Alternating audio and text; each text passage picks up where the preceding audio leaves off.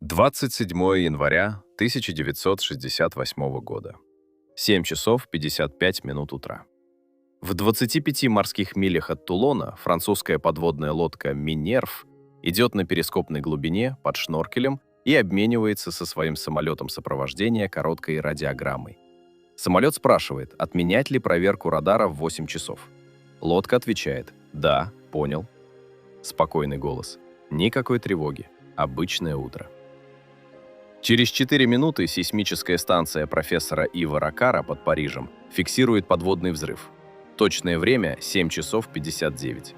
Это не торпеда, это имплозия. Стальной корпус длиной 58 метров складывается под давлением океана. Между обыденным «вас понял» и моментом, когда лодки физически больше не существует, 4 минуты. Не больше, чем уходит у вас на то, чтобы вскипятить чайник. Что случилось в эти 4 минуты, Франция искала 51 год. И вот что меня в этой истории зацепило не сразу. Я по ней копался уже неделю, когда вдруг наткнулся на одну дату. За 7 лет до того утра в Тулоне, 27 января 1961 года, на другом конце Европы, в Баренцевом море, на боевой учебе под РДП, рабочей дыхательной трубой, провалилась советская подводная лодка С-80. 68 человек. Тот же шноркель, тот же сценарий, тот же январь, тоже 27 число. Знал ли француз в 68-м то, что Советский Союз уже узнал в 61-м? И если знал, почему даже это знание никого не спасло? На этот вопрос, знал ли француз то, что советский подводник знал с 61-го, я в этом видео постараюсь ответить честно. Но прежде чем мы пойдем в технику, в шноркель, в обломки на дне Средиземного, пара слов о том, почему вообще Минерв заслуживает отдельного разговора. У меня на канале уже был ролик про 68 год, тот самый, про 4 подводные лодки, которые в течение 5 месяцев легли на дно в 4 разных морях. Израильский «Дакар», французская «Минерв», советская К-129, американский «Скорпион». 300 с лишним моряков, 4 страны, 1 год. В том ролике я давал общую картину. Сейчас иду в одну историю. В ту, где, мне кажется, осталось больше всего по-настоящему открытых вопросов. Почему именно Минерв? У меня для этого 3 причины. Первая. Это единственная из 4 лодок, у которой последняя радиограмма была абсолютно штатной.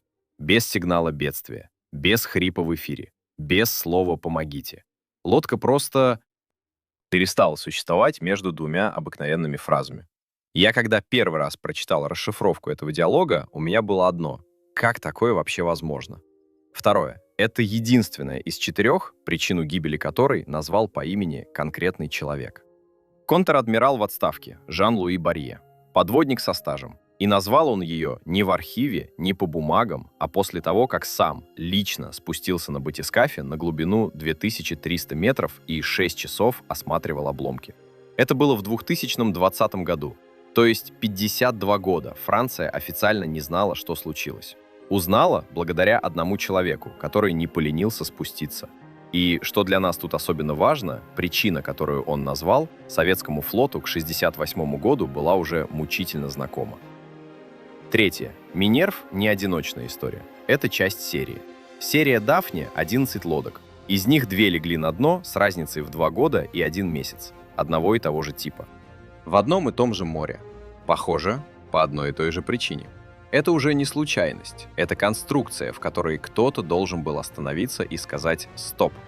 И сразу, пока мы дальше не пошли, я хочу сделать одну поправку. Касается она моего же прошлого ролика. Когда я делал тот первый материал про 4 катастрофы вместе, я использовал одну деталь, будто бы командир Минерв в последнем сеансе связи передал на базу, что слышит непонятные звуки, преследующие лодку, и собирается погрузиться, чтобы разобраться. Так вот, когда я готовился к этому ролику, а готовился я к нему серьезно, потому что вы заслуживаете того, чтобы я лез в первоисточники, выяснилось, что этой фразы в первоисточниках нет. Ее нет в материалах французской комиссии расследования 1968 года. Ее нет в публикации Cambridge Journal of Navigation, которая вышла в 70-м, а это, по сути, ближайший к событию академический разбор. Ее нет на сайте «Семей погибших», а они там собрали все, что можно собрать. Откуда она взялась, я, честно, не знаю. похоже, кочует по русскоязычным пересказам уже не первое десятилетие. Кто-то у кого-то списал, тот у следующего, и пошло. Настоящая последняя радиограмма, она была совершенно другой. Самая обыкновенная служебная переписка. И если хотите мое мнение, это намного страшнее, чем мистические звуки в океане. Потому что в реальной истории никто ничего не подозревал. Ни командир, ни летчики над лодкой, ни сама лодка. У нас канал про реальные советские тайны, а не про красивые версии. Если деталь не подтверждена документом, мы ее не используем, даже если она хорошо звучит. Я лучше потеряю в эффектности, чем приду к вам с тем, что в архивах не лежит. Кстати, если вам важно, чтобы такие истории разбирались по документам, а не по пересказам, подпишитесь на канал. Без подписок такие темы просто никто не делает. Слишком много работы на одну тему, а отдачи, если честно, меньше, чем у роликов про топ-10 загадок. Так что, если вам это близко, поддержите. А теперь, что это вообще была за лодка? Потому что прежде чем разбирать 4 минуты, в которые она перестала существовать, стоит понять, кто на ней служил и кто принял командование ровно за 10 дней до того утра. Лодка эта называется «Минерв». Бортовой номер С-647. Французская дизель-электрическая многоцелевая. По нашей классификации, где-то близко к среднетоннажным торпедным субмаринам. Серия «Дафне», о которой я еще буду говорить отдельно, потому что серия — это отдельный сюжет. История у «Минерв» не очень долгая. Заложили ее в мае 1958 года на верфи Дюбижон в Нанте. Это, для понимания, одна из главных французских кораблестроительных площадок того времени. Спустили на воду 31 мая 1961. Приняли в строй 10 июня 1964 года. Базирование Тулон, главная военно-морская база Франции на Средиземном море. Длина корпуса 58 метров. Расчетная рабочая глубина 300 метров. Это, как мы дальше увидим, цифры, к которой я еще вернусь, потому что лодка в итоге окажется на дне в 8 раз глубже.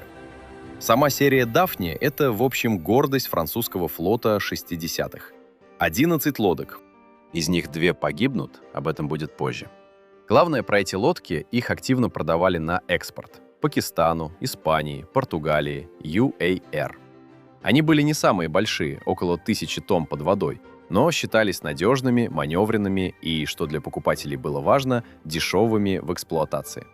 Французы регулярно возили зарубежных адмиралов на показательные погружения, мол, посмотрите, какая техника. Этот, кстати, экспортный момент потом сыграет свою роль, когда после «Минерв» и «Эвредики» продажи свернут. Теперь кто командир? Лейтенант де Вессо Андре Фов, по-нашему примерно капитан-лейтенант. 32 года, по меркам командирского состава подводного флота молодой. Но молодой не зеленый. У него за плечами 7000 часов под водой за 4 года службы на лодках того же класса. 7000 часов — это, для понимания, если перевести в сутки, почти 300 суток непрерывного хода под водой. Сильный результат. Это, кстати, не моя оценка. Это слова капитана 2-го ранга Филиппа Буйо, который Фова знал лично и потом давал показания комиссии Эвину. Цитирую близко к тексту. «За все эти 7000 часов у Фова не было ни одной серьезной проблемы». А вот теперь деталь, на которой я хочу остановиться. Командование «Минерв» Фов принял 17 января 1968 года. За 10 дней до того утра, в которое лодка не вернется. 10 дней. Я в подводном флоте сам не служил, но из всех мемуаров, которые я по подплаву читал, у меня твердое ощущение. Смена командира в подводном флоте всегда считается зоной риска. Не потому, что новый человек плохой, а потому что новый человек только-только начинает чувствовать корабль. Только начинает понимать экипаж, кто на что способен, кто как реагирует внештатный, кто промолчит, а кто крикнет. Старший помощник, которого 10 дней назад в этой должности еще не было, тоже в этот момент перестраивается. Это все нормальные рабочие моменты, и они сами по себе ни к чему не ведут. Но в подводном флоте такие даты всегда отмечают карандашом. 10 дней — это, честно говоря, мало. И еще один штрих к этой кадровой картинке. Старпомом на «Минерв» до сравнительно недавнего времени был лейтенант де Весса Бернар де Трюши де Ле. 34 года. Опытный офицер. Знал лодку, 2 года ходил на ней старшим помощником. Так вот, его с «Минерв» перевели за несколько месяцев до январских событий. получил собственное назначение на собственную командирскую должность. На какой именно лодке, мы вернемся к этому позже. Этот человек у нас еще появится в истории и появится самым горьким образом, какой только можно представить. Но я это пока придержу. Экипаж 52 человека. Из них 6 офицеров – это командир, старпом, штурман, минер, механик и еще один офицер по специальности. Остальные 46 – мичмана, старшины, матросы. У большинства семьи в Тулоне. Жены, дети, родители. Подплав – служба специфическая. Моряки-подводники часто живут компактно, в одних и тех же районах вокруг базы. На Минерв, потому что я нашел, большая часть была именно такой – местные. У одного из старших матросов, Жюля Шерман-Декана, дома осталась жена, Тереза. Я к ней обязательно вернусь. У нее через 50 с лишним лет будет свое интервью, и это, на мой взгляд, главное человеческое свидетельство всей этой истории. Но это позже. 26 января 1968 года, накануне последнего дня. Минерв выходит на совместные учения с противолодочной авиацией. Район южнее мыса Сисье. Море штормит. Бофортовая шкала около 6 баллов. Это, если перевести с морского языка, ветер около 12 метров в секунду. Волны 3-4 метра. Белые гребни. Видимость средняя. Не катастрофа, но и не подарок. Лодка работает под шноркелем. То есть на перископной глубине с выставленной над водой выдвижной трубой, через которую дизели забирают воздух с поверхности. Что такое шноркель и почему именно он главный подозреваемый во всей этой истории, я разберу подробно в отдельной главе чуть позже. Пока просто запомните слово «шноркель». Утро 27 января. Лодка возвращается в Тулон. До базы несколько часов хода. Над лодкой самолет сопровождения Бреги Атлантик, противолодочная машина с радаром, сонарными буями, всей положенной аппаратурой. Стандартная задача – пройти финальные упражнения, отработать еще пару погружений, прийти в базу к вечеру. И вот именно тут, в начале этого совершенно обыкновенного утра, начинается самая обыкновенная радиограмма в истории французского подводного флота. О ней следующая глава. Потому что именно с нее начинаются те 4 минуты, которые Франция потом будет разбирать 52 года. Те 4 минуты, которые Франция будет разбирать полвека, начинаются не с тревоги, они начинаются с самолета. Утро 27 января. Над Западным Средиземноморьем шторм. Бофортовая шкала около 6 баллов. Серое небо, низкая облачность, белые гребни. Над Минерв самолет сопровождения, противолодочный Бреги Атлантик. Он отрабатывает совместные упражнения. Лодка под перископом помогает экипажу самолета тренировать радар. Самолет отрабатывает обнаружение. Стандартная задача для любого подводного флота того времени. В 7 часов 37 минут Бреги делает первый проход. Радиоконтакт есть, связь чистая, лодка отвечает. В 7 часов 45 второй проход. Снова все штатно. И 7 часов 55 минут. Последний обмен фразами. Я приведу его, как он записан в материалах французской комиссии, без переводческих красот. Самолет говорит: «Намереваюсь отменить в 8 часов проверку радара». Лодка отвечает: «Понял, что вы отменяете эту проверку. Вы меня приняли?» Все, это весь диалог. Самолет ждет. Должно прийти подтверждение, что лодку поняли. Должна прийти финальная фраза. Обычная вежливая формула, которой во французском флоте летчики и подводники прощаются после совместной работы. Что-нибудь вроде «счастливого возвращения на базу». Это не приказ, это не процедура. Это просто то, как культурные люди расходятся в эфире. Этой фразы не будет. В следующие минуты Бреги пытается выйти на связь снова и снова, до 8 часов 9 минут. Каждый раз пустой эфир. Но летчики, что важно, не паникуют. На море шторм, у лодки запланированы еще упражнения уже в погруженном положении. Она наверняка ушла глубже под воду. Связь под водой обрывается, это норма. Никакой тревоги пока нет ни у кого. В 11 часов утра командование подводных сил Средиземноморья отменяет учения и дает Минерв свободу маневра. Возвращайся, когда удобно. Никто, я повторю, никто пока ничего не подозревает. А теперь то, что выяснится намного позже. То, чего в 7:55 не знал ни один человек на Земле. Под Парижем стоит сейсмическая лаборатория. Ею заведует профессор Ив Ракар, один из крупнейших французских физиков того времени. Кстати, отец будущего премьер-министра Мишеля Рокара. Лаборатория занимается, среди прочего, регистрацией подводных взрывов. Это часть инфраструктуры контроля за ядерными испытаниями. У нее в этот период работают приборы, которые ловят сейсмические колебания со всего Средиземноморского бассейна. И в 7 часов 59 минут, через 4 минуты после того, как лодка сказала «Вы меня приняли», приборы Рокара регистрируют подводный взрыв. Четкий, точно датированный, с координатами, которые потом совпадут с координатами обломков. Только это не атака, не торпеда, не мина. Это имплозия. То есть момент, когда стальной прочный корпус подводной лодки складывается под давлением воды. Так лодка погибает, когда проваливается ниже расчетной глубины. Внешнее давление становится больше, чем способен выдержать металл, и корпус схлопывается внутрь за долю секунды. Между служебной репликой «Вы меня приняли» и моментом, когда лодки физически больше не существует, 4 минуты. Я в этом месте остановлюсь, потому что про эти 4 минуты нужно подумать. 4 минуты, если по-человечески, это очень мало. Это даже не успеваешь чайник поставить. Это короче, чем большинство песен по радио. И за эти 4 минуты лодка длиной 58 метров, на борту которой 52 человека, превратилась в 3 искореженных куска металла на глубине больше 2 километров.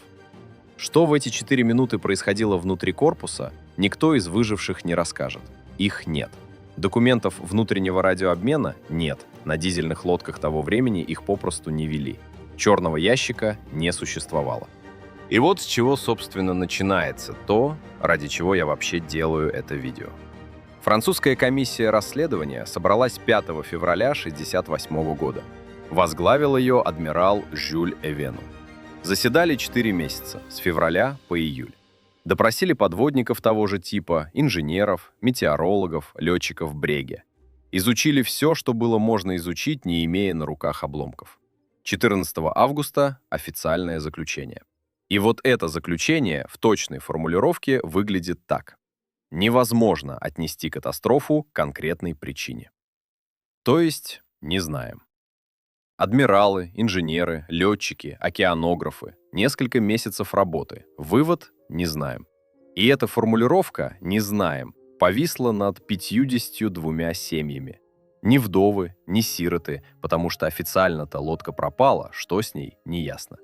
Без могилы, без даты гибели в свидетельстве, без причины. Просто ушли в море, не вернулись. И провисело это «не знаем» над семьями ровно 52 года. До 2020-го. До того дня, когда один отставной адмирал спустится на дно на батискафе. Но прежде чем мы пойдем за ним вниз, у меня к самому себе тот же вопрос, что и у комиссии 68-го. Если 4 минуты – это слишком короткий срок для медленного затопления, для пожара, для какой-то тягучей внутренней аварии, что вообще на дизельной лодке 60-х годов могло произойти за такой срок? Что физически способно убить лодку за 4 минуты?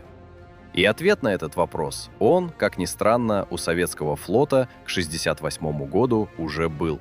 В Баренцевом море 7 лет назад. Чтобы понять, что советский флот узнал 7 годами раньше, нам с вами придется ненадолго залезть в одну железяку. Без нее дальше двигаться невозможно. Она называется шноркель. По советской терминологии РДП – работа дизеля под водой. Один и тот же прибор, разные слова. Что это такое на пальцах? У дизельной подводной лодки 60-х годов есть проблема, очень неудобная для войны. Дизель – это двигатель внутреннего сгорания. Чтобы работать, ему нужен воздух. Много воздуха. А под водой воздуха, понятное дело, нет. И значит, пока лодка идет глубоко, дизели молчат, а работает она от аккумуляторов, от тех самых батарей в нижней части корпуса. Аккумуляторы садятся за несколько часов. Дальше надо всплывать, заряжаться. А всплывать в военное время – это в лучшем случае получить кого-то на радар, в худшем – самолет сверху. Решение, в общем-то, очевидное. Если выставить из-под воды одну только трубу, лодка остается скрыта, а дизели через эту трубу сосут себе воздух с поверхности. Через нее же выхлоп. Лодка идет на перископной глубине, метра 4-5 под килем, шноркель торчит наружу. Дизели работают, батареи заряжаются. Все довольны. На бумаге. На практике там есть одна гадкая деталь. В верхней части шноркеля стоит клапан-поплавок. Простая штука. Когда волна накрывает трубу, поплавок поднимается, клапан закрывается, вода внутрь не идет. Когда волна прошла, труба снова в воздухе. Поплавок опустился, клапан открылся, дизель опять задышал. Логично же? И вот тут начинается то, что моряки и дизелисты знают наизусть. Этот клапан — единственное, что отделяет лодку от моря. Один клапан. В 5-10 сантиметров диаметром, в зависимости от модели. И с ним может пойти не так очень многое. Клапан может обледенить. Зимой это, кстати, частая беда. Капельки воды на металле замерзают, и в нужный момент поплавок просто не садится в гнездо. Клапан может заклинить из-за коррозии. Морская вода для металла — среда тяжелая, и за полгода эксплуатации механизм может, что называется, прикипеть. Поплавок может физически оторвать сильной волной, конструкция же не для тайфунов. И самое главное, если лодка по какой-то причине провалится чуть глубже расчетной перископной глубины, буквально на полметра, на метр, а клапан окажется открыт, в корпус начинает заливаться вода. Быстро, очень быстро. Через эту трубу за секунду проходит столько, что счет идет уже не на минуты, на десятки секунд. А теперь то, ради чего вообще нужна была вся эта инженерная лекция. 27 января 1961 года. Нетулон, Баренцево море. Подводная лодка С-80, проект 644. Это, если кому интересно, переоборудованная под крылатые ракеты лодка проекта 613. Таких в Союзе наклепали много. Это была массовая среднетоннажная серия. Командир — капитан третьего ранга Анатолий Ситарчик. На борту 68 человек. Часть экипажа — практиканты, поэтому даже больше штатной численности. Ночь. Шторм. Лодка идет под РДП, отрабатывает элементы одиночного плавания. В 1:27 рулевой не удержал глубину, и лодка ушла ниже перископной. Автоматическое закрытие трубы РДП не сработало. По выводам комиссии, вероятнее всего, обледенение клапана. То самое, что я описывал 3 минуты назад. Вода пошла внутрь. Дальше. 5 минут. Не 4, как у Минерв. 5. Дизели заглохли первыми. Их затопило. Трюмный матрос должен был принудительно закрыть заглушку. Это его обязанность по инструкции. Почему он этого не сделал, мы уже никогда не узнаем. Может, не успел. Может, не понял, что происходит. Может, его уже снесло поступающей водой. Лодка потеряла плавучесть и начала проваливаться. В 1:32. На глубине 198 метров С-80 на скорости 5 метров в секунду врезалась в дно и на 15 метров зарылась в грунт. 68 человек. Все. Лодку искали долго. Поиски шли с 61-го. 40 кораблей Северного флота, самолеты, вертолеты, несколько месяцев. Безрезультатно. Нашли ее только в 68 году. Да, в том самом, когда исчезла Минерв. Подняли в 69-м. Похоронили моряков в Оленьей губе под Мурманском. Те, кто застал, рассказывают, на похоронах было тяжело. Стоял в строю весь гарнизон, и людей хоронили через 8 лет после того, как они в этой жизни закончились. Город это до сих пор помнит. Я С-80 как отдельную тему еще буду разбирать. Там много всего, что в эту главу не влезает. Если интересно, поставьте лайк, и я к С-80 обязательно вернусь. Это вообще одна из самых недопонятых до конца историй советского подплава. А теперь, что я с этого всего хочу сказать про Минерв? Французская комиссия 1968 года, которая работала по гибели лодки у Тулона, материалов по С-80 на руках не имела, не могла иметь. Они были засекречены, и в Союзе их рассекретили только в 90-х. Французы шли вслепую, со своей собственной техникой, со своими собственными гипотезами, со своими собственными подводниками-экспертами. И вот что мне в этом всем, честно говоря, кажется самым горьким. Французская комиссия, шедшая вслепую, среди своих первых рабочих версий выдвинула 2. Внезапное массивное поступление воды через сорванный клапан шноркеля и провал лодки на запредельную глубину после потери плавучести. То есть, буква в букву, советский сценарий 1961 года. Точно та же беда, точно та же механика, точно те же роковые секунды. Французы не знали, что советский флот эту дорогу уже прошел за 7 лет до них.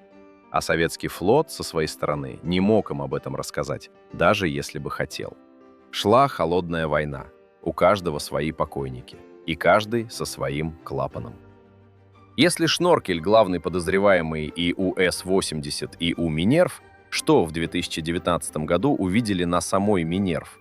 И почему именно одному человеку, отставному адмиралу, который 6 часов лично провел на дне у обломков, удалось закрыть вопрос, который большая комиссия не закрыла за полгода работы? Перед тем, как мы спустимся с этим адмиралом на дно, придется отыграть назад. Потому что между 27 января 68-го, когда лодка перестала отвечать, и 2019-м, когда ее наконец увидели на дне, лежит 51 год. Самый странный отрезок во всей этой истории. Потому что лодка-то современная, район знакомый, свой собственный двор, по сути. 25 миль от родной базы. Они могли найти полвека. Маленькая поправка к самому себе сразу. У меня вчера спросили, почему Де-Голь так лично вмешался в поиски, он же президент, у него других забот хватает. Тут небольшой нюанс. Шарль де-Голь в 1968-м был именно президентом Франции, не министром обороны. Министром обороны тогда был Пьер Месмер. Но Минерв — это была история государственного масштаба, и де-Голь, который сам прошел войну и знал, что такое флот, держал ее на личном контроле. Так точнее. Может, кто из вас, кто помнит 60-е, знал имя Месмера лучше? Напишите в комментариях, мне интересно. Поисковая операция получила название «Реминер». Февраль 68-го. Над Западным Средиземноморьем работают французский флот, итальянский флот, авиация, надводные корабли с гидроакустическими буями, специальный гидролокатор «Плутон». Район – почти 100 морских миль южнее мыса Сисье. Это, для понимания, площадь, сопоставимая с небольшим европейским государством. Море там местами под 3000 метров глубиной. Через пару недель на поверхности оливковое пятно – обломки. Часть таблички с одной из деталей корпуса, там читается название «Минерв». Это, по сути, единственное вещественное доказательство, что лодка погибла где-то в этом районе. Но координат конкретных нет. Пятно дрейфует по ветру, обломки тонут. След теряется на глазах. 2 февраля 1968-го операция «Реминер» официально закрыта, без результата. На следующий год, 1969-й, повторная попытка. К поискам подключают французский батискаф «Архимед». Это глубоководный аппарат, который тогда был одним из лучших в мире. Тоже без находки. Слишком велик район, слишком много дна. И вот тут, честно говоря, начинается самое тяжелое во всей этой истории. С 1968 по 2018 50 лет. Поиски то возобновлялись, то закрывались. Семьи писали в Министерство обороны, получали отписки, получали молчание. Получали ответы, что технически это пока невозможно. Один министр менялся другим, а лодка лежала где-то там. Никто не знал где. Меня в этой истории зацепило, если честно, не сам факт пропажи. Зацепил вот этот промежуток. Полвека формального ответа «ничего не можем сделать». И вот среди тех, кто все эти годы не сдавался, есть один человек, без которого, я думаю, Минерв так и осталась бы лежать ненайденной. Эрве Фов, сын командира лодки. На момент исчезновения отца ему было 4 года. 4. То есть отца своего он помнит не очень. По фотографиям, по рассказам матери, по разговорам в семье. Эрве вырастает и сам становится подводником. 40 лет служит во французском флоте. На лодках того же типа, на которых служил отец. И потом на современных. И все это время, это, по-моему, самая тяжелая часть, он параллельно пишет письма. Каждому новому министру обороны. Каждому. Возобновите поиски. Возобновите поиски. Возобновите поиски. Большинство писем без ответа. Часть приходит обратно с вежливыми отказами. 40 лет. И вот в 2017 году происходит то, что эту историю в итоге сдвинет. У берегов Аргентины пропадает подводная лодка «Сан-Хуан». Современная, дизель-электрическая, экипаж 44 человека. Аргентинский флот ее ищет сам, не находит. Подключает международные силы, не находит. А в 2018-м, через год после исчезновения, Сан-Хуан находит частная американская компания Ocean Infinity. На большой глубине, точные координаты, корабль с гидролокаторами бокового обзора. Технология сделала то, что не смогли военные флоты. Это аргумент. Это в руках у Эрве Фова, конкретный аргумент, который раньше не существовал. Технология теперь это умеет. И отказ «технически невозможно» больше не работает. Январь 2018-го. 50-я годовщина гибели Минерв. Эрве Фоф и журналист Кристоф Аньюс, он сын одного из офицеров, погибшего на той же лодке, собирают подписи всех семей и идут к министру обороны. Министр обороны Франции в это время – Флоранс Парли. Парли встречает их в Париже, слушает, и это, кстати, не быстрое решение. Она берет время – год. В январе 2019-го Парли официально объявляет о новой поисковой операции с привлечением частной компании, с привлечением Ocean Infinity, той самой, которая нашла Сан-Хуан. Корабль называется Seabed Constructor. Он приходит в район Тулона 16 июля. 6 дней работают подводные дроны с камерами, ультразвук, гидролокаторы. 6 дней. 22 июля 2019 года камера дрона показывает на дне длинный темный объект. На корпусе видны буквы. Английские буквы. Название там на корпусе латиницей. M-I-N-E. Дальше корпус оборван, но и этого достаточно. Через 51 год. 45 километров от Тулона, глубина 2370 метров. Лодка лежит на дне, разорванная на 3 части. Эрве Фоф узнает об этом первым, до пресс-релиза министра. Парли лично ему сообщает.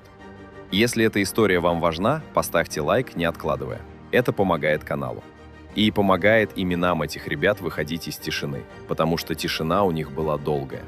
40 лет один человек писал письма, чтобы ее прервать. И прервал. А что увидели на дне? И почему фотографий, сделанных тогда дронами, оказалось все-таки недостаточно?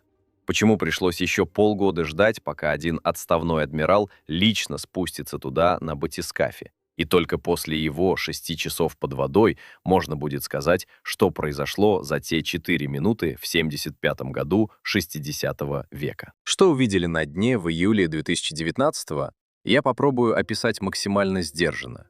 Не потому, что там кадры запрещены, кадры есть, они в открытом доступе, а потому, что там на дне лежат 52 человека, и я не хочу с этим работать, как с аттракционом. Картина такая. Минерв разорвана на 3 крупные части – кормовая, центральная и носовая. Между ними поле обломков метров 300 по дну, глубина около 2350 метров. Лодка лежит на правом боку, винты в одном месте, рубка в другом. Концевая часть кормы с обломанной торпедной аппаратной частью, перед носом обломки легкого корпуса. Французский флот, посоветовавшись с семьями, принимает решение лодку не поднимать. Она остается местом захоронения экипажа. Это, кстати, в подплаве принципиальный момент. На больших глубинах подводные лодки традиционно остаются на месте, потому что подъем – это, по сути, эксгумация. Семьи Минерв в большинстве своем этот выбор поддержали. И вот тут, почему фотографий с дронов оказалось мало. Дроны, при всей их чудесности, делали один обзорный проход. Они снимали лодку с тех ракурсов, которые удобны дрону. Сверху, по бокам, общими планами. Многие важные детали – клапаны, заглушки, состояние конкретных узлов на рубке, положение перьев горизонтальных рулей – на дронных кадрах либо не видны, либо видны нечетко. Расследовать аварию по такому материалу нельзя. Это все равно, что разбираться, как разбилась машина по одной фотографии с дрона, висящего над ней. Что-то можно сказать, главное – нет. И вот в этой точке появляется человек, без которого, мне кажется, история Минерв так бы и осталась с диагнозом «причина неизвестна». Жан-Луи Барье. Контр-адмирал в отставке. Бывший подводник со стажем, ходил в частности на лодках типа «Дафны», то есть на сестрах Минерв. Знает эти лодки не по чертежам, а на ощупь. Знает, где у них что стоит, где какой клапан, какая в каком углу запорная арматура. Кроме флотской биографии, у него профессия гражданская. Эксперт по авариям, аккредитованный при апелляционном суде Экс-Ан-Прованса и при французском кассационном суде. Уже, кстати, не подводник по службе, а специалист по разбору, как именно случилось то, что случилось. Это редкое сочетание – действующий моряк-подводник плюс судебный эксперт. И, как я понимаю, именно благодаря этому сочетанию ему дали то, чего раньше не давали никому. В январе и феврале 2020 года Барье получает разрешение спуститься к обломкам Минерв лично. 2 погружения. 31 января, день, между прочим, в эту годовщину специально подобран, и 1 февраля. Аппарат — батискаф Limiting Factor, глубоководная машина, которая принадлежит американскому миллиардеру Виктору Весково. Тому самому, кто этот аппарат построил для собственных рекордов погружений во все океаны. Одно из двух погружений Барье делает вместе с Эрве Фовом, сыном командира. Тем самым, который 40 лет писал письма. Я о нем говорил в прошлой главе. И вот теперь он не на верхней палубе корабля сопровождения, не на берегу. Он на дне, рядом с лодкой отца. В батискафе, в нескольких метрах от обломков. Эрве Фов, насколько я понимаю по интервью, на этом погружении просто молчал. Это, кстати, понятно. 40 лет добиваться того, чтобы оказаться в этой точке, а когда оказался, говорить особо нечего. Барье работал. И вот что Барье делал на дне в эти 6 часов. Он не снимал общий план. Он не делал красивые кадры. Он методично, как судебный эксперт на месте автомобильной аварии, просил пилота батискафа подвести аппарат к конкретным узлам. К клапанам шноркеля, к отсечным заглушкам, к горизонтальным рулям, чтобы посмотреть, в каком положении они застыли, к торпедным аппаратам, проверить, не было ли несанкционированного пуска, к ходовой рубке, к двигательной части. Каждый узел – это отдельный вопрос, на который Барье хотел получить ответ глазами, а не через переводчика камеру. 6 часов на глубине 2300 метров. Это, кстати, очень долго. Это на пределе нормального ресурса батискафа того класса. После этого 6 месяцев работы на берегу. 20-й год, ковид, локдаун, но это, видимо, скорее даже помогало, никто не отвлекал. Барье разбирает кадры по сантиметру, сопоставляет с материалами комиссии 1968 года, со схемами лодок типа «Дафны», с показаниями экипажей, переживших нештатные ситуации со шноркелем на тех же типах. И в декабре 2020 года выходит рапорт. 73 страницы. Барри представляет его сначала семьям погибших, лично, в закрытом порядке. Через 2,5 месяца, к 53-й годовщине катастрофы, формулировка становится публичной. Самая вероятная причина гибели Минерв – внезапное массивное поступление воды в прочный корпус через сорванный отсечный клапан в трубе шноркеля. Тот самый клапан, про который я в предыдущей главе говорил полтекста. Только Барье, и это очень важно, не утверждает, что это 100%.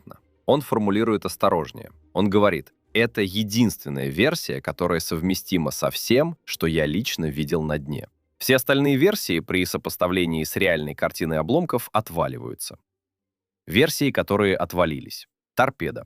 Если бы в Минерв попала торпеда, лодка утонула бы. Но утонула бы по-другому. Корпус был бы пробит снаружи, в одной конкретной точке. Лодка затоплялась бы постепенно, и не было бы имплозии. А имплозия зафиксирована сейсмостанцией Ракара, четко. Значит, не торпеда. Внутренний взрыв в аккумуляторных батареях. Водородный. Такое на дизельных лодках бывает. Тоже не подтверждается состоянием обломков. Картина разрушения была бы другая. Атака советского флота. Никаких следов снаружи. И главное, Минерв не была у баз советских кораблей. Лодка возвращалась в собственный порт во французских территориальных водах. Барье эту версию упоминает только для того, чтобы ее снять. Конспирология, НЛО, неопознанные подводные объекты, что-то странное в 68-м. Я ее упоминаю, потому что в литературе она кочует.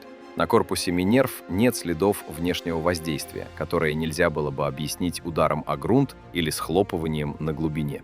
Барье эту версию даже не рассматривает в рапорте, она просто не имеет под собой материала. И отдельно та самая фраза про непонятные звуки, преследующие лодку. Я в начале видео говорил, что в первоисточниках этой фразы нет. У Барье в рапорте ее тоже нет. Потому что ее просто нет в документах 1968 года. Откуда она могла бы вообще туда попасть? Барье работал с реальными бумагами комиссии и Вену, и в этих бумагах никаких непонятных звуков нет. А теперь, что Барье оставляет открытым? И это, по-моему, и есть самая аккуратная часть его выводов. Что именно сорвало клапан, он точно сказать не может. У него есть 4 варианта, и все они, в принципе, совместимы с финалом. Шторм и сильная волна, ударившая по торчащей трубе сверху. Столкновение с поверхностным судном. Каким именно, найти за полвека уже невозможно. Конструктивный дефект самой системы клапана. Ошибка экипажа в обращении со шноркелем.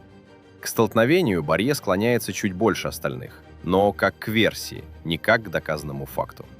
На дне следов столкновения нет, есть только следы внезапного срыва. То есть удар был наверху, по выступающей части. Кто именно ударил? Гражданский сухогруз, рыбак, неустановленное судно? Мы уже не узнаем. Слишком много лет прошло. Что важно, независимо от того, кто сорвал клапан, дальше для лодки сценарий один и тот же. Вода идет в корпус. Лодка теряет плавучесть, проваливается. Корпус схлопывается под давлением на глубине. Эти 4 минуты, которые я обсуждаю уже половину видео, это и есть тот провал.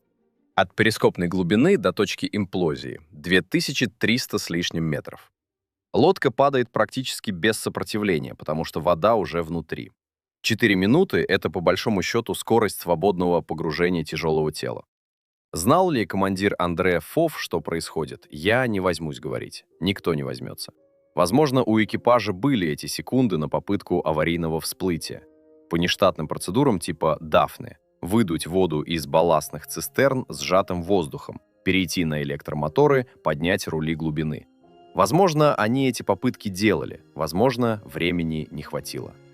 Если про что-то и можно сказать «молчат на дне», то про это. И вот тут у меня к Франции один большой вопрос. Если шноркель Дафни уже в 1968 году показал себя так, как показал, почему ровно через 2 года и 1 месяц по тому же сценарию, на том же типе лодки, в том же море, погибла Эвредика? Той самой Дафни, сестра Минерв. Той же серии, той же конструкции. И что особенно странно, командир Эвредики в момент гибели Минерв служил на самой Минерв старпомом. Был переведен за несколько месяцев до катастрофы. Выжил тогда, когда не должен был выжить. И ушел на дно через 2 года на сестринской лодке. Этого человека звали Бернар де Трюши де Ле. Лейтенант де Вессо. Звание примерно соответствует нашему капитан-лейтенанту. 34 года. 2 полных года ходил старпомом на Минерв. То есть знал лодку как свой дом. Знал каждый клапан, каждую переборку, каждого члена экипажа. Возможно, и Андре Фова знал. Они какое-то время служили вместе перед тем, как Фов принял командование. И вот за несколько месяцев до января 68-го де Трюши де Ле получил собственное назначение. Он стал командиром Эвредики, той самой сестринской лодки серии «Дафни», которая базировалась в Сан-Тропе. Когда 27 января 68-го Минерв не вышла на связь, он, видимо, был среди первых, кому позвонили. Он узнал по фамилиям всех. Всех. И представляю его тогдашнюю мысль. Он сам должен был быть там. По штатному расписанию своего предыдущего назначения он должен был стоять рядом с Фовом в центральном посту в 7 часов 55 и уйти на дно вместе со всеми. Февраль 68-го, через 2 недели после катастрофы. В Тулон приезжает Шарль де Голь. Не как президент с протокольным визитом, как старый военный, который должен поддержать флот. Произносит траурную речь, возлагает венок. И, жест, на который тогда обратила внимание вся французская пресса, лично спускается под воду, на подводной лодке. На лодке типа «Дафны». Той самой серии, которой только что, это все еще горячо, потеряли Минерв. И вот фокус.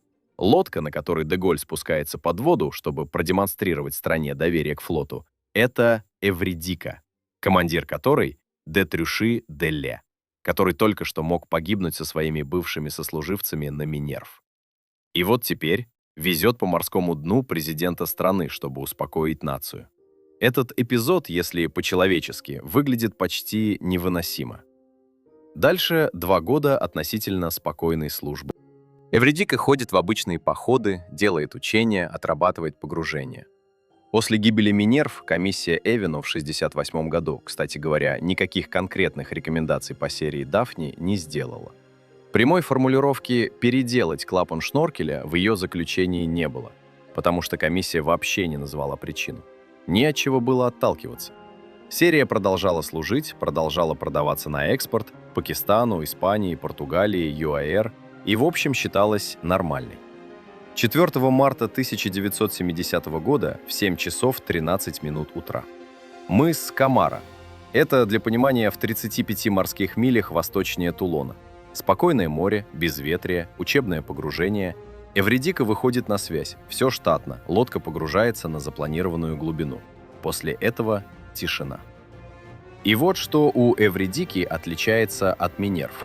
Если Минерв имплозировала тихо, на большой глубине, и это зафиксировала сейсмостанция через 4 минуты, то у Эвридики сейсмостанция фиксирует не имплозию, она фиксирует подводный взрыв с ударной волной. Буквально через считанные минуты после последнего сеанса связи. Это другая физика. Имплозия — это когда корпус схлопывается под давлением, внутри, внутрь. Взрыв — это когда что-то разлетается изнутри наружу. Это разные сценарии, и это сразу меняет картину для следствия. Поиски Эвридики идут намного быстрее, с помощью американцев. Они подключили свои гидроакустические возможности. В апреле 70-го года обломки находят. Глубина 750 метров. Корпус разрушен. Все 57 человек на борту погибли. Версии. Взрыв в аккумуляторных батареях. То самое. Водород скапливается, искра и батарейный отсек уходит. Столкновение с гражданским судном. Рядом проходил тунисский сухогруз «Табарка». Его потом тщательно осмотрели водолазы в Марселе, никаких следов столкновения не нашли. Третья версия. Конструктивный дефект серии, какой-то скрытый, который никто не мог поймать до момента, пока он не сработает. Окончательной причины не назвали и не называют до сих пор. 50 с лишним лет, считая от 70-го, и для Эвридики в графе «Причины гибели» официально пропуск. А теперь то, что в этой истории, по-моему, и есть самое тяжелое. Бернар де Трюши-де-Ле, как старпом Минерв, должен был погибнуть 27 января 1968 года. Не его очередь. Собственное командирское назначение пришло за несколько месяцев. Он выжил. Он, мне кажется, должен был всю оставшуюся жизнь жить с этой мыслью. И прожил он с ней 2 года и 1 месяц. Через 2 года и 1 месяц он ушел на дно у мыса Камара, на лодке того же типа, в том же море. Возможно, по сходному сценарию, хотя, возможно, нет. И в любом случае, там, где было место, рядом с Фовом в 68-м. В подводном флоте про такое говорят коротко: «Море достало». Я этой фразой не люблю кидаться, она у моряков почти религиозная. Но в случае с де Трюши-де-Ле она, кажется, единственная подходит. После Эвридики во французской программе «Дафне» что-то меняется. Не громко, не публично, но меняется. Активные экспортные продажи сворачивают. Лодки, которые уже в строю, ставят на модернизацию. Меняют систему вентиляции, меняют клапаны шноркеля, меняют ряд элементов прочного корпуса. После этого «Дафне» служит еще лет 20, и больше потерь у Франции на этом типе нет. То есть инженеры в итоге нашли, что чинить. Но это значит, нашли, что чинить после 2 подряд катастроф. 109 человек на 2 лодках. Если бы инженеры провели те же изменения после Минерв, возможно, Эвридика дожила бы до утилизации. Я не буду никого тут судить. Я не подводник, не инженер. Я только могу сказать, что в Союзе, кстати, на С-80 сделали выводы быстрее. После 61-го систему РДП на проекте 613 и его модификациях довольно серьезно перерабатывали. У нас тут вышло, возможно, не идеально, Каста 29 в 68-м все равно ушла в Тихом океане. Но конкретно проблема с автоматическим клапаном после С-80 больше в таком виде не повторялась. Французам понадобилось 2. Если это параллель Минерв и Эвридика, 2 лодки одной серии, 1 тип, 1 экипажный портрет, 2 года и 1 месяц между ними. Вам кажется такой же тяжелый, как мне? Поставьте лайк. Я этими параллелями еще буду заниматься. У серии «Дафны» это были не единственные неприятности. Было еще столкновение с южноафриканской Марией ван Рибек в 70-м. 6 французов погибли. Но это уже другой разговор. А теперь, что советский флот в эти годы? Я обещал еще в первой главе, что вернусь к советскому углу всерьез. Потому что в начале 1968 года Средиземное море было, мягко говоря, не пустое. Там работала 5-я оперативная эскадра ВМФ СССР. Впервые в истории советский флот стоял в Средиземном море постоянно. Что они там видели, что слышали, и почему советские подводники в кают-компаниях своих лодок, когда узнавали про Минерв, читали эту новость не как чужую беду, а как очень близкое узнавание. Об этом будет следующая глава. Узнавание — это, по-моему, и есть главное слово, которым стоит описывать советский взгляд на январь 68-го. Не узнали что-то секретное, не что-то услышали и скрыли, а узнали свою же беду в чужом море. И прежде чем я об этом узнавании буду говорить, надо коротко объяснить, почему советский флот вообще в январе 68-го был в Средиземном море. Потому что это для многих, я подозреваю, новость, что советские корабли в этом регионе стояли постоянно. Не заходили эпизодически, как раньше, а именно стояли, с базированием, с плавмастерскими, с круглосуточным боевым дежурством. 14 июля 1967 года в составе ВМФ СССР официально формируется 5-я оперативная эскадра. Это первое постоянное оперативное соединение советского флота в Средиземном море за всю историю. Поводом стала, в общем-то, шестидневная война в июне того же года. На арабской стороне у СССР были интересы, на еврейской стороне у США свои.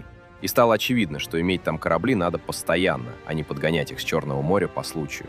Эту мысль еще в 1965-м сформулировал главком ВМФ адмирал Сергей Горшков. Он на одной из встреч с командованием Северного флота сказал примерно так: «Пора думать о постоянно действующей оперативной эскадре в Средиземном море, включая атомные подводные лодки». Цитирую близко к тексту, но без оригинальной официальности формулировки. К началу 68-го 5-я эскадра уже работает в полную силу. В ее составе корабли, которые приходят с боевыми службами с Северного и Черноморского флотов. Крейсеры, эсминцы, противолодочные корабли, дизельные подводные лодки. Атомные подводные лодки, да, тоже, хотя они и подходили к Средиземному реже. Разведывательные суда, плавмастерские для ремонта, плавбазы для отдыха экипажей. Это все рассекреченные факты. Об этом написано в открытой литературе и в ветеранских мемуарах. Что это означает на январь 68-го на бытовом уровне?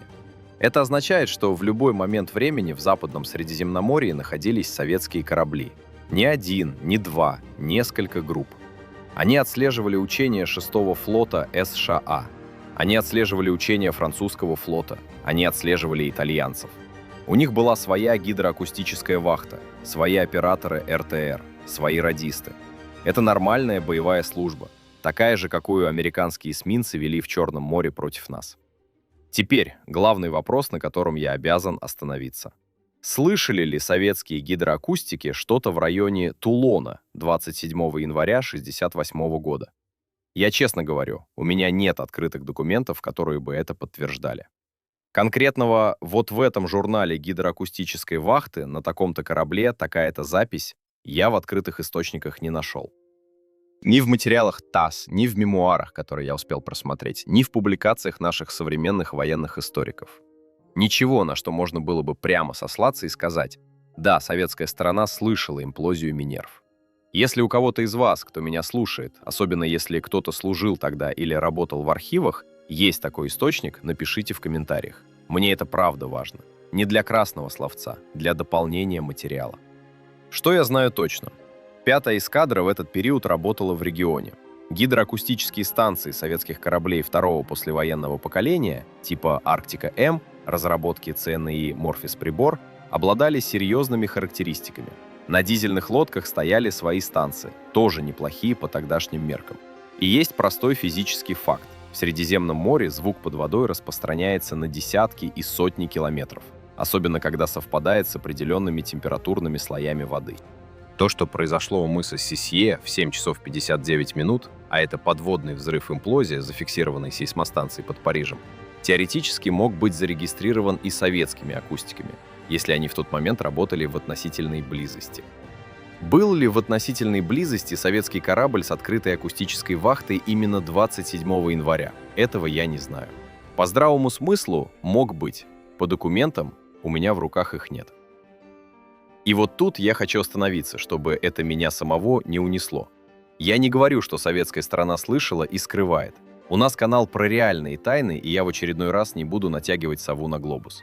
Я говорю, теоретически могли, практически я не знаю. А вот другая часть советского угла, мне кажется, намного интереснее и намного честнее. Это не что советские слышали, это что советские понимали. К 1968 году советский флот уже 7 лет жил с памятью о С-80. Это не закрытая страница. Это скорее не зажившая рана. Опыт С-80 изучался во всех учебных заведениях ВМФ как пример того, что может случиться с дизельной лодкой под РДП. Подводники-преподаватели говорили курсантам: вот, ребята, смотрите, вот как уходит лодка, когда клапан не садится. 5 минут от перископной до дна. 5 минут от штатного хода до того, что вы видите на этом плакате. И вот когда в феврале 68-го по советским закрытым каналам, а потом и по открытым, пришла новость о пропаже Минерв, советские подводники, я уверен, читали ее особенным образом. Не как чужую трагедию, не как новость с другой стороны Европы, а как «Слушай, это, кажется, наша история, только не у Кольского залива, у Тулона». Это узнавание. Точно та же беда по той же механике. И вот здесь, что мне в этом всем кажется самым горьким, французская комиссия Эвену, которая работала в 1968 году, понятия не имела ни про С-80, ни про советские разборы ее гибели. Эта информация была глубоко засекречена и в Союзе раскрылась только в 90-х. То есть французы шли к версии «сорванный клапан шноркеля вслепую, своим путем, методом исключения». А советский подводник, сидя в кают-компании дизельной лодки на боевой службе где-нибудь у Сардинии, эту версию мог сформулировать с первого же листа сводки. Не потому, что что-то знал секретное про Минерв, а потому, что знал про себя. Французы шли вслепую. Советский флот про этот сценарий шел с открытыми глазами. И что меня в этом мучает, даже это, с открытыми глазами не спасло. В том же 1968 году на другом конце планеты, в Тихом океане, пропадает советская подводная лодка Каста-29, 98 человек. У Каста-29 версии причин гибели другие. Там и взрыв ракетного топлива возможен, и столкновение с американской лодкой обсуждается, и проникновение воды через шахту шноркеля тоже в списке. Но беда близкого типа. И ровно в тот же год. Я К-129 разбирал отдельно, ссылка под этим видео. Здесь я ее упоминаю только для одной мысли. Цена урока, которую советский флот заплатил за С-80, оказалась не финальной. 50 моряков Минерв — это была не только французская беда. Где-то в эти же месяцы 68-го мы и сами потеряли К-129 и продолжали учиться. 88 человек на С-80, 98 на К-129. Это только советская сторона, это только дизельная составляющая. И это та цена, которую советский флот заплатил, чтобы дойти до своего понимания того, как такие лодки могут уходить за 5 минут.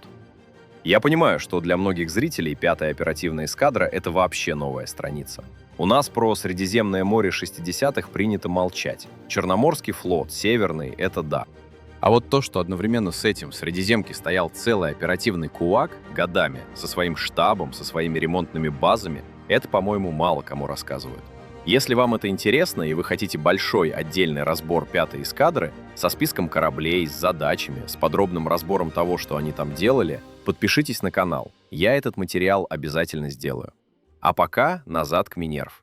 К 25 морским милям от Тулона. К 52 людям, которые остались на дне. Потому что про лодки, про шноркель, про адмирала Барье, про советскую эскадру я наговорил уже на полчаса. А про тех, кто их в Тулоне ждал, про жен, про детей, про 51 год ожидания, мы еще не сказали почти ничего. И это, мне кажется, самая важная часть всей истории. 27 января 1968 года в Тулоне ждали 52 человека. Не 52 моряка, не экипаж, а конкретных людей.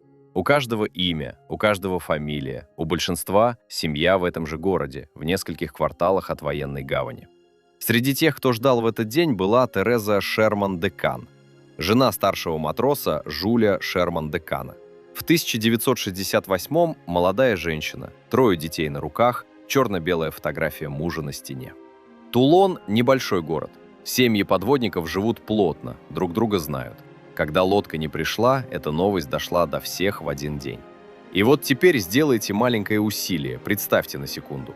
У вас 3 маленьких детей. Муж ушел в обычный учебный поход в 10 минутах от дома.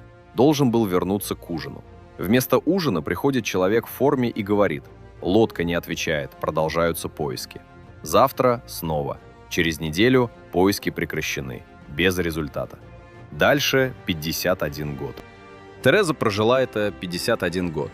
3 детей выросли, появились внуки. Фотография мужа на стене постарела вместе с домом. И вот эта деталь, которая меня лично пробивает. Она в 2019 году, когда Минерв наконец нашли, дала интервью агентству «Франс Пресс» у себя дома, в Тулоне.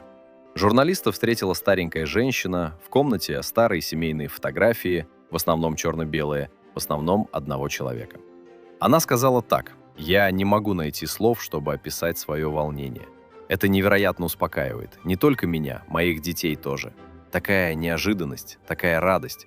Цитата, как я ее перевел с французского, близко к оригиналу. Кому интересен оригинал, он есть в архиве France Press за июль 21 числа 2019, кажется, года. Если у меня дата не совпадает на сутки, поправьте, не зацикливаюсь. Главное — слово. И вот это слово «радость» меня в ее ответе как-то особенно зацепило. Не облегчение, Не освобождение, не «наконец-то закончилось», а радость. Через 51 год после исчезновения мужа. Потому что и тут, мне кажется, и есть весь смысл, потому что лодку нашли. Потому что муж лежит не где-то в Средиземном море, не в пустой точке, не нигде, а в конкретном месте на карте, с координатами, с глубиной. Где-то у него теперь есть адрес. И через 51 год это оказывается важно. Жак Дане, сын одного из членов экипажа. На момент исчезновения отца ему было 2 года. 2. То есть он отца своего не помнит вообще никак, кроме как по семейным рассказам. В 2019-м, когда лодку нашли, он сказал журналистам почти буквально следующее: «Я знаю, это, наверное, глупо звучит, но для меня мой отец по-настоящему не был мертв, пока мы не нашли обломки. Если бы мне сейчас сказали, что он жив, я бы, наверное, поверил». Этой фразе 51 год. 51 год человек жил с мыслью, что вот, в каком-то смысле, отец где-то есть. Где — не знаю. Но раз я не знаю где, значит, может, и не там, где я думаю. Жан-Марк Минье, брат одного из старшин. На момент гибели брата взрослый парень. В 2019-м он журналистам сказал так: «Это конец долгого ожидания и многих вопросов. У меня сейчас внуки сидят вокруг. Я им раньше рассказывал про Минерв, обнимая. Это огромное облегчение. Внуки, которые Минерв не застали даже в смысле эпохи. Им объяснял дедушка. Через 2 жизни». Все эти люди, 52 экипажа, плюс родители, плюс жены, плюс дети, плюс внуки, 51 год жили в подвешенном состоянии. Это, в общем-то, известная история, и про советские катастрофы тоже. Когда нет тела, нет обломков, нет могилы, психологически смерти как будто и не произошло. Близкие застывают в какой-то промежуточной точке. Ни вдова, ни разведена, ни дочь погибшего, а просто дочь того, кто куда-то делся в 68-м. Те, кто помнит, как в Союзе семьи моряков Каста 29 жили десятилетиями без точной информации, поймут без объяснений. У нас это знакомое состояние. У французов Минерв то же самое, только в южном варианте, под кипарисами Тулона, а не на Камчатке. Эрве Фоф, сын командира. Я про него уже 2 главы говорю, но без него этот узел не закроется. В 2019-м, когда Минерв нашли, он лично на следующей экспедиции в феврале 2020 года спустился к лодке на батискафе и положил у обломков мемориальную табличку. Бронзовую, длиной примерно 2 метра, с именами всех 52 членов экипажа. Текст он сам писал. На табличке короткая фраза: «Здесь покоятся 52 наших товарища, исчезнувшие 27 января 1968 года». По его собственным словам, это был самый болезненный момент в его жизни. 40 лет он писал письма министрам обороны. 40 лет получал отписки или просто молчание. 40 лет ходил на собственную службу в подводный флот, туда, куда ушел его отец. И вот теперь манипулятор батискафа на глубине 2300 метров кладет бронзовую табличку рядом с обломками. Это не закрытие. Лодку с дна не подняли. Семьи это, как я говорил, поддержали. Пусть остается местом захоронения. Это другое. Это, как мне видится, мы вас не забыли. В сентябре 2019 года на борту французского десантного корабля «Тоннер» семьи погибших, все, кто смог приехать, кто был еще жив, кто мог подняться на палубу, пришли на место крушения. 45 километров от берега. Над 2370 метрами темной воды. Без священника в торжественном смысле. Была короткая морская церемония. Имена, минута молчания, венки на воду.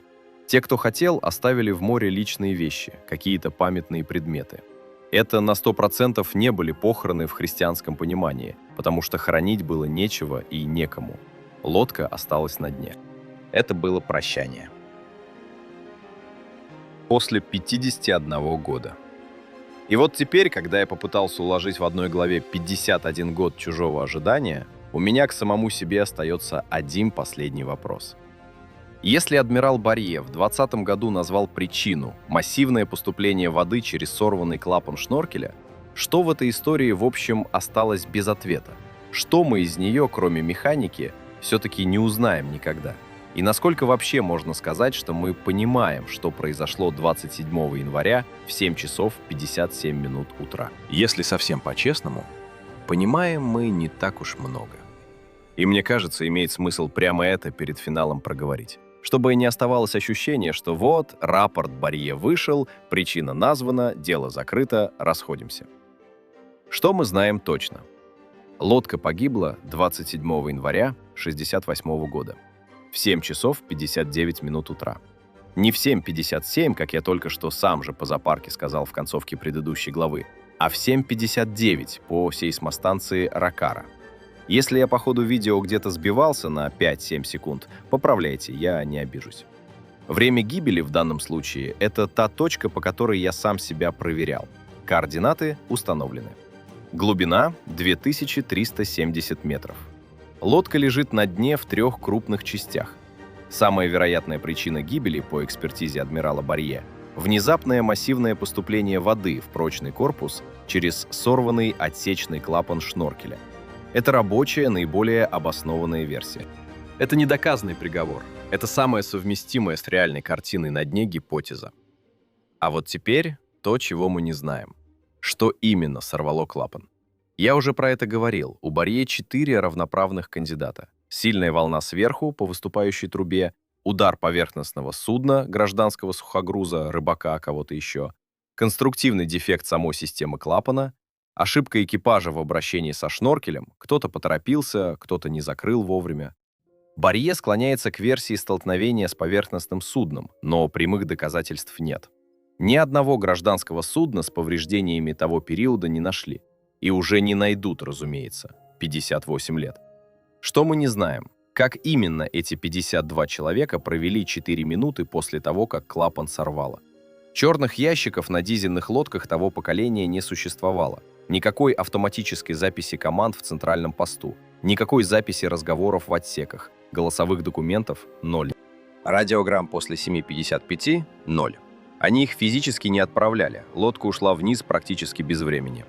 Предсмертных записок тоже 0, по той же причине. На дизельной лодке в момент свободного провала в корпус идет вода, в отсеках кричат, не до записок.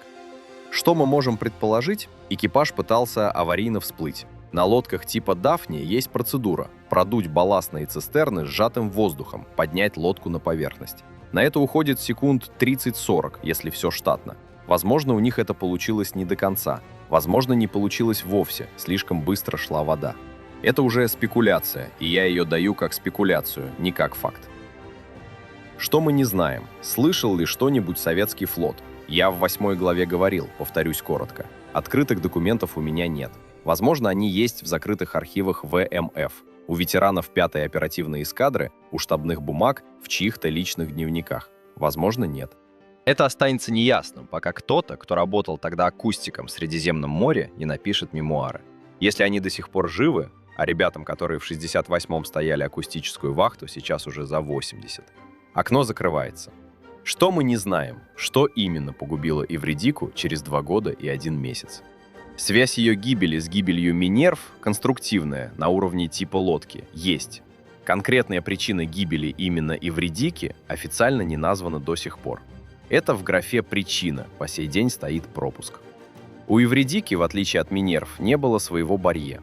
6 часов на дне у ее обломков, на 750 метрах, никто из подводников-экспертов не провел. Может, еще проведет. Я бы не отказался дожить. И главный вопрос, к которому я возвращаюсь в этом видео уже 3-й раз. 1968. 4 подводные лодки, 4 страны, 1 год. В мирное время, ни до, ни после, такого не было. Может, это статистика? Лодок в 60-е в мире плавало много, аварийность была высокая и совпала? Может, это случайность того сорта, который бывает раз в столетие, а потом раз в столетие ничего такого больше не повторяется? А может, что-то такое, что в архивах до сих пор не лежит, и, что важнее, уже и не появится, Все, кто что-то знал на верхнем уровне, давно ушли.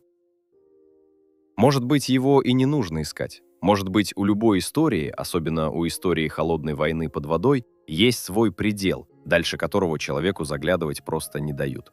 Не потому, что там тайна, а потому, что там тишина. И тишину эту никакой архив уже не озвучит. У меня в этой истории, честно говоря, осталось ощущение странное. Я почти месяц с ней копался, читал французские документы, советские источники, мемуары, рапорт Барье, и в конце поймал себя на том, что чем больше узнаешь по фактуре, тем меньше остается уверенности по сути. Это, наверное, нормально для тем, которым надо подходить с опущенной головой. Минимум 52 человека там, внизу. Минимум 109, если считать с Эвредикой. Минимум 88, если еще и С-80 прибавить. Они не для того ушли, чтобы мы потом красиво все объяснили. И вот теперь последняя глава. Я в ней не буду больше технику пересказывать. Не буду повторять, что мы знаем и чего не знаем. Я хочу в последние 2-3 минуты поговорить о том, что в этой истории, как мне кажется, надо запомнить. И задам вам вопрос, прямой, каждому, кто это видео сейчас смотрит. Ответ от вас мне будет нужен в комментариях. Это, может, самая важная часть всего разговора. Запомнить из всей этой истории я хочу одну картинку. Не диалог с самолетом, не рапорт адмирала, не 4 минуты тишины. Картинку. Глубина 2370 метров. Темнота абсолютная. Свет только от прожекторов батискафа Limiting Factor. В луче обломанный фрагмент корпуса Минерв, изъеденный 50 с лишним годами морской воды. И манипулятор батискафа, который аккуратно опускает на грунт бронзовую табличку. Около 2 метров длиной, на ней 52 имени. И короткая фраза, которую сам РВ Фов и сочинил. Здесь покоятся 52 наших товарища, исчезнувшие 27 января 1968 года. И в самом батискафе сын командира, сам подводник со стажем. 40 лет писал письма министрам, чтобы оказаться в этой точке. Опустился сюда, где погиб отец. И, насколько такое возможно через сталь и манипулятор, положил руку на металл, который когда-то держал на себе отцовский голос. Это не закрытие. Лодку не подняли, не поднимут. Остается братской могилой. И табличку никто оттуда уже не достанет. 2300 метров. Это и хорошо. Пусть так и лежит. Это просто. Мы вас не забыли. И последнее, что я хочу проговорить, про цену. В подводном флоте есть такое выражение «цена урока». Когда говорят про С-80, говорят, что ее цена урока была 68 жизней. У Минерв — 52, у Эвредики — 57. Это, если коротко считать, только по дизельным лодкам с проблемой шноркеля в 60-е годы 177 человек на дне. У Баренцева моря, у Тулона, у мыса Камара 177 жизней. Потому что инженеры разных стран, советские, французские, немецкие, американские, английские, в одно и то же десятилетие решали одну и ту же инженерную задачу – как дать дизельной подводной лодке дышать под водой. И решали с одной и той же недоработкой в маленьком клапане-поплавке. Этот клапан в итоге довели до ума. Сейчас на современных дизельных лодках он, в общем, работает. Но мне все равно кажется, что мы об этой цене как-то слишком быстро забываем. Когда читаем учебник по подводному флоту, видим там аккуратные строчки про усовершенствованную систему РДП. За этим стоят конкретные люди и конкретные годы ожидания их семей. И теперь вопрос к вам, лично к каждому, кто меня сейчас слушает. 60-е годы. Многие из вас это десятилетие помнят. Не из учебников, лично. У кого-то отец или брат служил на флоте, у кого-то родственники жили в военных гарнизонах. В Полярном, в Ведяево, в Гремихе, в Североморске, на Камчатке, в Авачинской бухте, в Палдиске. Кто-то сам, может, проходил срочную на флоте, или мать с отцом в школах рассказывали про моряков, или у соседей кто-то ушел в море и не вернулся. Расскажите в комментариях, знали ли вы кого-то, кто служил на подводных лодках в 60-е? Может, помните, как в советской печати говорили, или, что вернее, не говорили, про подводный флот? Слышали ли вы о том, что С-80 ушла на дно в Баренцевом море в 61-м? У нас же тогда об этом почти не сообщали. Может, у вас в семье кто-то про этих ребят рассказывал? Может, кто-то знает, в каких гарнизонах семьи С-80 жили? Кого помнят, как звали? Я читаю каждый комментарий. Все. Эти истории, они не лежат в архивах. Они живут только в людях, которые их помнят. И каждый ваш рассказ – это и есть настоящий архив, который никакая комиссия и никакой министр не составит. Потому что государство хранит документы, а вы храните голоса.